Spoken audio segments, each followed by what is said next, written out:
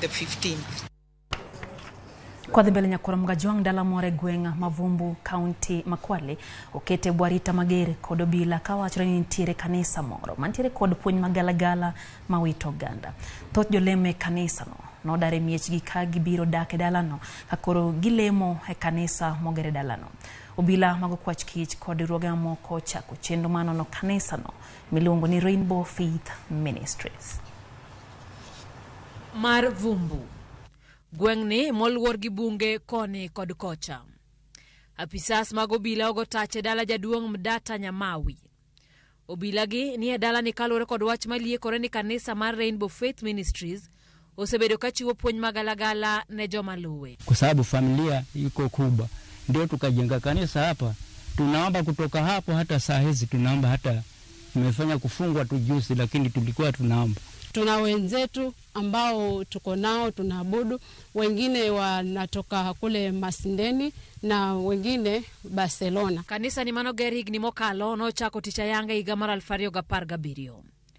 Odlamo no itiyo godo kod anyuola mar jaduong' Mdata kod jomoko maluwe. Niko na watoto walikuwa ni wawili, lakini sasa wakawa wanatatizika. Maana kazi wanafanya, lakini kufikia siku ya Sabato hawapewi nafasi ya kwenda kuja kuabudu. Moko kuom joma leme kanisa ni wachore no weyo tije gi nyaka mago mane tiyo tije madongo ikembe midewe pachoka kendo ne gichopo kam matiyo tije mag lwedo gi lemo. Joma leme kanisa ni duto makwan gi heo 100 osebedo kodak e idalani. Giyiere kod ote maomigi magi wacho ni en ranyisi mag kinde giko kendo ganda duto idwaro mondo chokre kamoro achiel kendo lem kinde duto. Tunaamini 100% kwamba ujumbe huu unatoka kwa Mwenyezi Mungu. So maelekezo yote yale ambayo Mwenyezi Mungu atayaleta kwetu kupitia kwake, sisi tunaamini 100%. Na ndio posa tunaona ya kwamba umetuona kwamba hapa tumekusanyika sote kwa pamoja.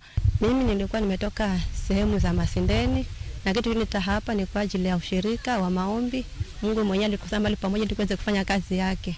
Ni kweli kuna wengine waliacha mabwana wakakuja hapa na watoto, na sieti ndio ilikuwa ni chanzo cha kwa wakosane, walikuwa na migogoro hata before wakuje hapa. Pongodala ni makoro kelo bila koda pisas mag thieth makoro riembo jolemogi. Hii ni shida ambayo shida itasokutokea wakati wowote.